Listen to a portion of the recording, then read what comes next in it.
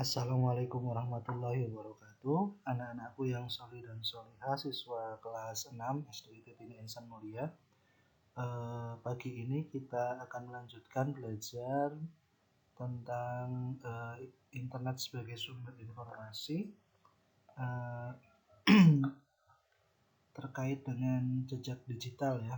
Yang materi sebelumnya tentang jejak digital. Nah, kamu sudah punya gambaran tentang apa itu jejak digital. Nah, untuk kali ini kita lebih spesifik ke bagaimana cara menjaga atau mengurangi jejak digital kita agar aman ya dari penyalahgunaan oleh orang lain. Oke. Perlu kita ingat lagi apa itu jejak digital atau bahasa Inggrisnya istilahnya digital footprint ya, jejak digital. Itu adalah rekaman aktivitas kita di dunia maya yang dapat dilacak oleh orang lain. Nah, jejak digital ini dapat membuka data-data penting termasuk kebiasaan atau sifat seseorang. Oleh karena itu, sangat penting bagi kita untuk berhati-hati dalam meninggalkan jejak di internet.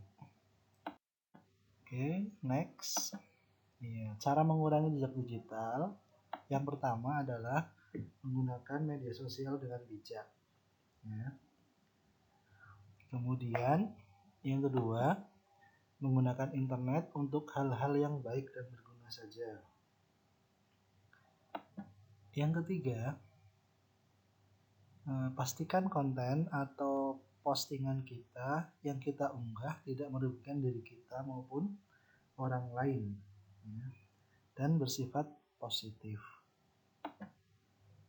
Yang keempat, pastikan bahwa interaksi kita di internet atau media sosial seperti Facebook, YouTube, dan sebagainya ketika meninggalkan komen atau ngasih like atau aktivitas yang lain sifatnya positif ya.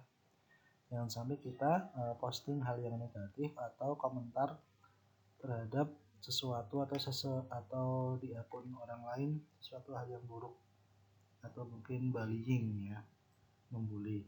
Nah, kemudian yang selanjutnya, cara mengurangi jejak digital berikutnya adalah selalu mengingat bahwa pada masa depan semakin banyak orang yang melihat konten dan interaksi kita saat internet. Jadi kita perlu ingat-ingat terus, semakin tahun semakin kesini ya akan banyak orang yang melihat postingan kita atau konten yang kita buat baik di media sosial maupun di media yang lain ya. Jadi suatu saat misalkan kalian sudah dewasa, ternyata kalian misalkan pernah bikin status membuli temennya di waktu kecil SD atau SMP. Nah, itu akan tetap muncul di media sosial, di Facebook misalkan.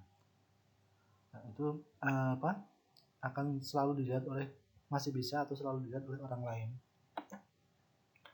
Kemudian membuat kata sandi atau password yang kuat namun mudah diingat ya. Nah, dengan kata sandi yang kuat ini orang lain tidak akan dapat masuk ke dalam akun kita atau menyalahgunakan identitas kita. Kemudian selanjutnya hanya menginstal dan mengunduh aplikasi dari sumber resmi ya. Jadi misalkan kita punya perangkat komputer atau smartphone, HP ya. Kalau mengunduh atau menginstal aplikasi harus dari sumber resmi, bukan dari situs gelap atau bajakan atau situs yang melanggar hukum dan etika ya.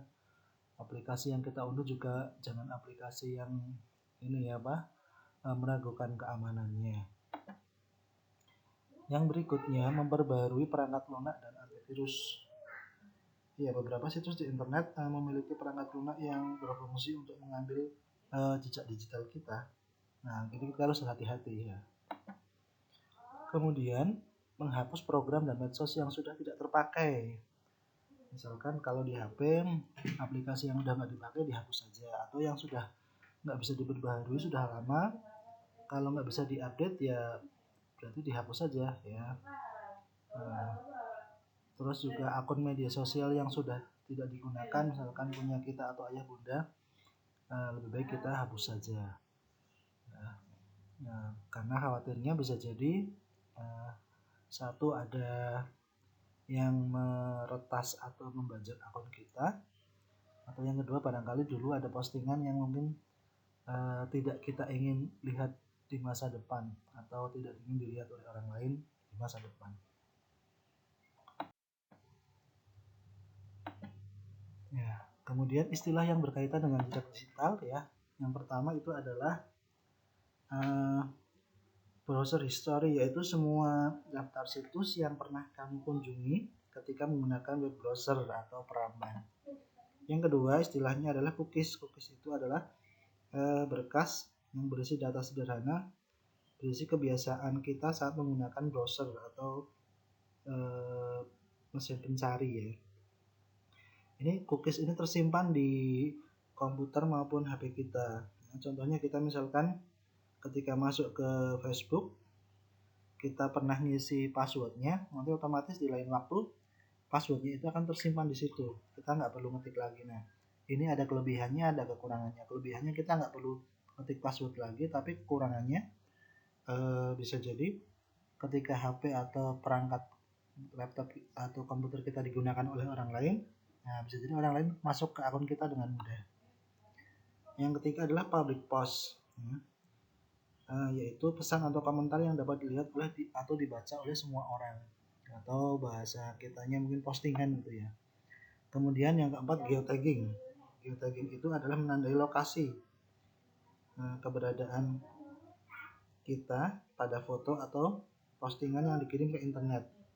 Geotagging ini sebenarnya dapat membantu seseorang untuk menemukan lokasi tertentu, namun hal itu berarti semua orang yang melihat foto atau postingan kita itu akan mengetahui lokasi keberadaan kita. Yang kelima terakhir adalah foto metadata. Nah, yaitu sebuah informasi yang tersembunyi dalam sebuah foto. Nah, kalau kita posting foto itu ada di balik foto itu ada informasi tentang tanggal dan lokasi pengambilan foto serta pemilik fotonya siapa. Nah, itu adalah materi kita pada hari ini ya, terkait cara mengurangi jejak digital dan istilah-istilah yang terkait dengan jejak digital yang harus kita ketahui. Terima kasih sudah menyimak materi ini. Saya ucapkan syukran jazakumullah khair. Assalamualaikum warahmatullahi wabarakatuh.